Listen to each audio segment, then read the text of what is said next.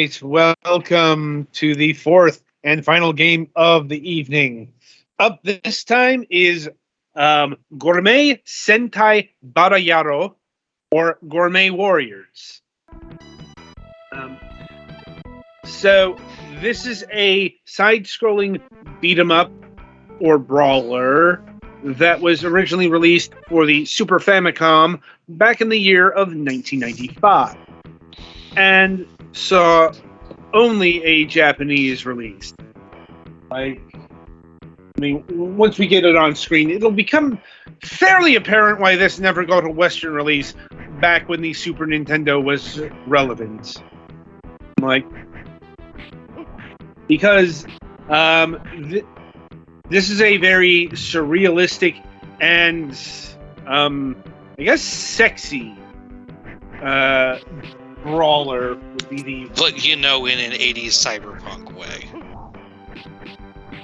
I suppose, but just say the character of Mademoiselle would not have made it over here in her... in the attire she's got here. Yeah, well, I'm not sure about Beefy Boy's action poses either. That might take a little bit more than recoloring some chest pixels. Like I said, this whole game was probably not kosher for the Nintendo of the mid-90s. Mm-hmm. Anyway, this game does have a plot, allegedly. In the year 20XDX, the metropolis known as Zeus Haven Magic City has made a miraculous recovery from the fires of nuclear World War III. So apparently this takes place in the Ghost in the Shell universe. Wasn't that... Because it was non-nuclear World War IV. There. Probably, I don't know. Anyway, in order for you to survive in this city of power and technology, it is necessary to ingest protein in whatever food that can be found. The secret organization Bath is a force that grows and expands every day, causing strife and violent crime through the city. Zeus is in danger of ruin as the forces of Bath were constantly installing their will upon the city by force. Zeus's leaders, however, have launched a secret project that gives them optimism on the prospect of defending the city against Bath. This project looks to enhance and create a soldier wearing the special body armor, the strongest of the strongest body armor. From the project, the idea to modify the human body was conceived, and the three humans, Bonjour, Mademoiselle, and Très Bien, have been transformed into fighting machines. So, that's a lot of nonsense. But that's what the game is going for here. Whole lot of nonsense. Whole lot of... This is an excuse to punch various people in the face. So, with that in mind, this is a brawling game in the style of, say, Fighting Fight, Streets of Rage, Double Dragon, what have you. And on the surface, it's on the shallower end of the punching pool. As you're going to be throwing a lot of punches and a lot of kicks. But the game actually does have an expanded roster of moves. It's just, if I'm being honest, way too difficult to engage in the advanced moveset. Also, there are flying kicks and dashes. The dive kick is always the best move. It's the law. Yeah. And the advanced moves come mostly from grappling, and I could never figure out how to do that. with regularity or consistency. Like, but when you grapple, like you'll be able to do some wrestling moves. Also, if you like manage to uppercut the enemy,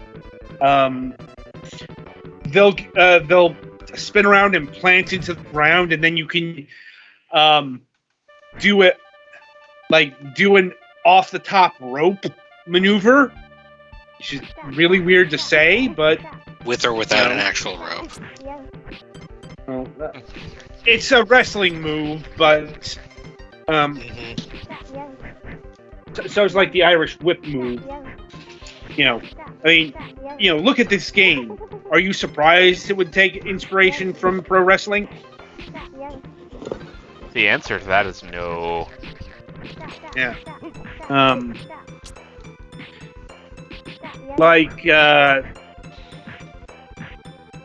There's also like the spinning Hurricane Rana move, and like kind of like the dragging move that I never figured out how to do, but I could see your shadow doppelganger do. Now, the shadow doppelganger is to replace a 2-player mode, or to replace a second player in single-player mode? Yeah. Yes. Because this game can be quite difficult. Because it's in the gourmet part of Gourmet Warriors. Looks like we're... Oh. Looks like Petty Fang got defeated there.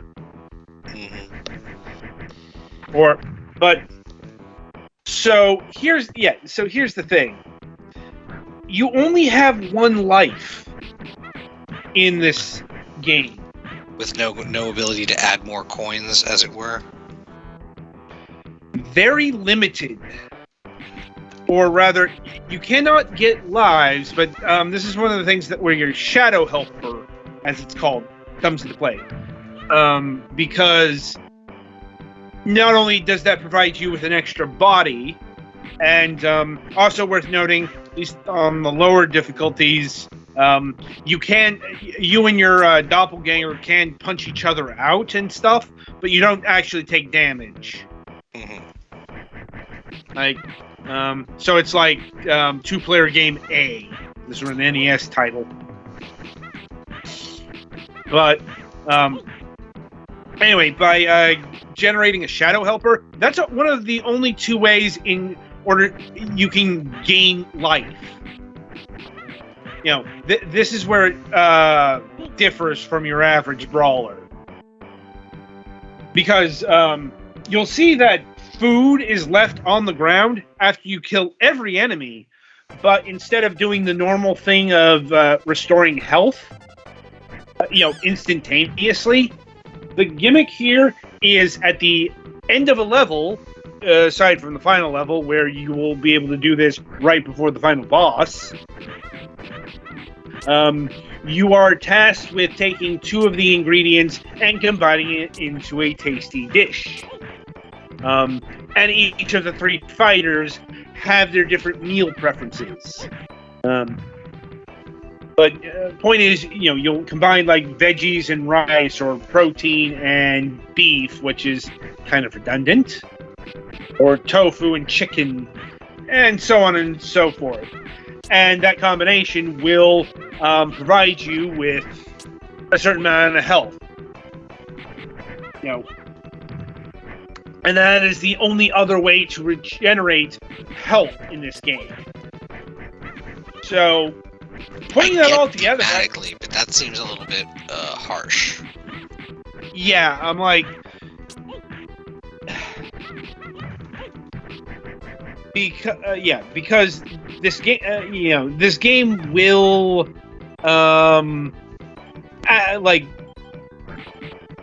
it will damage you like a brawler will. And it's not a it's not a particularly long brawler. Granted, your average brawler isn't looking to be very long, but it's only 6 stages, which is about average length, I suppose. It's just, with these mechanics in mind, it actually makes it far harder than what you'd expect. Because an average brawler, even the arcade brawlers, you usually have like 2 or 3 lives, and are able to get health from pickups. Not so here.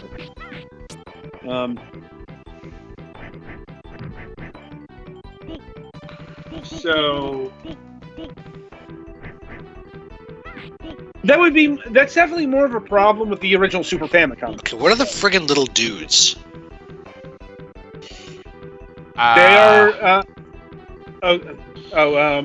those guys, they're the ones who pilot the Moai enemy, and they're the ones who leave mines on the ground. Ah, okay. Good way to take them out. So they are enemies. They looked like they could be living pickups or something, so I wasn't sure. No, they are enemies. You can apparently also just walk over them too and crush them. And like Mademoiselle's outfit here, we were not seeing this over here in the year of 1995. Not on the Super that much Nintendo. worse than like Chun-Li. She's small. I guess it has more cleavage than Chun-Li, but Oh yeah. Yeah, like I noticed that Pennyfane is avoiding doing her fancy poses. I mean, you can it's not R-rated. I know. I'm kidding. This game also does have a dedicated pose button, where you hit I think it's a customizable button. But yeah, you hold a button and press D-pad things to make your character do poses. Mm-hmm. To the delight of ogres of the world. I mean, if he were actually in that Let's Play, he probably wouldn't have shut up about the posing. Oh man. Yeah. So anyway, so that's an overview of what this game contains in terms of what you can brawl. Let's see. In terms of its graphical fidelity, it's all right. It's it's a bit plain looking for a 1995 release, if I'm being honest. But that might be made up with the size of the sprites or something like that.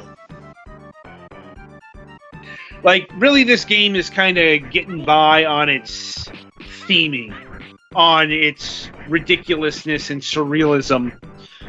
Once again, mechanically, it's trying to be innovative, but either its execution is more obtuse. Once again, see that's the expanded moveset there, or its execution is kind of lacking. You put the theming into the game. You're trying this unique recovery system, and that makes the game far harder than it should be, quite frankly. Might have been a better idea to at least have a live system. But so I'm seeing this from the perspective of the future, where was this ever an arcade game, or was it just always console? This is always console. Okay, well, it's designed kind of like an arcade game. But anyway, as with the console, it would have been plausible to have a normal healing and life system, and then also have it so you can cook in between stages, and then you get some other benefit from that. Yeah. Or more healing. Yeah. I'm saying this could have been done better. Mm-hmm. But otherwise, it's a solid brawler. I wouldn't put it above, say, Final Fight 3 or Knights of the Round on the Super Nintendo in terms of the best brawlers. But you could certainly do worse on the SNES or the Super Famicom as well. Like, I'd much rather play this than, say, Rival Turf.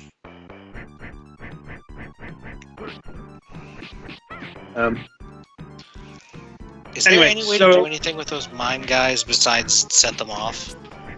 Because the helper seems to be doing that, but... You gotta run and kick into them. Ah, okay.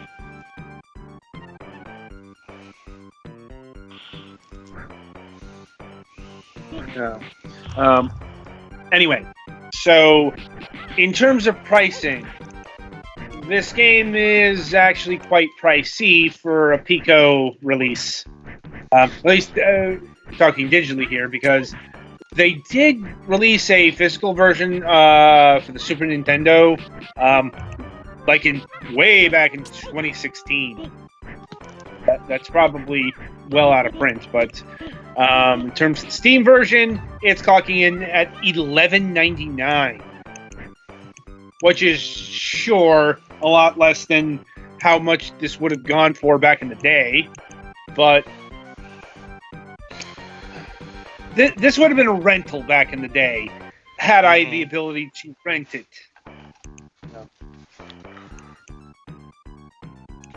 $12 is a bit much for what's here, quite honestly.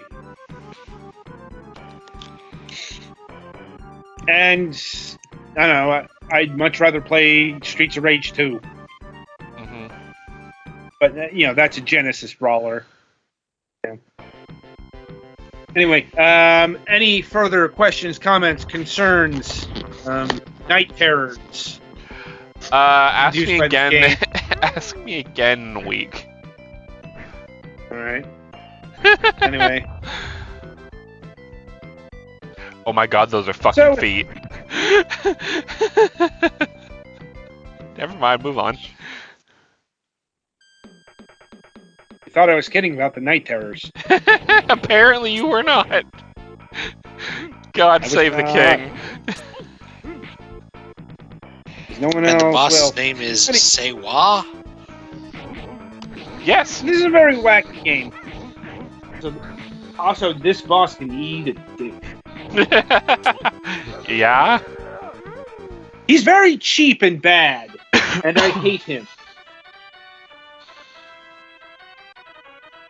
And while Petty Fan is dealing with him, I shall go through the ending spiel.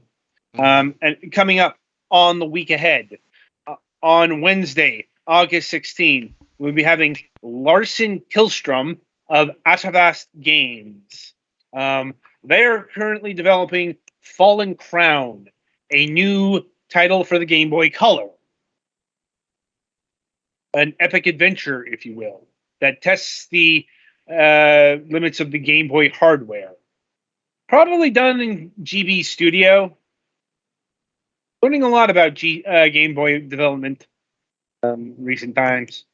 Anyway, and we do have a Friday show coming up on Friday, August 16th. We will be having Mikael Forsland of Eldian Pixels, and we've actually had him back. We had him back sometime during the Talk Shoe era. Or no. It was season 8 of the current era. I remember because he actually showed the episode that he was on last. He was representing a different company then. We've had this before. It's not that common, but sometimes we run into a person who we had on the program, but they were representing a different organization. This time he's representing his own organization, as he is the head of Eldian Pixels. and we'll be talking about their game Avoid Hope, among others. And let me see, we do have a new installment of MSP happening as well, as far as I know. So look for all that. And until next time, I shall wish you good gaming.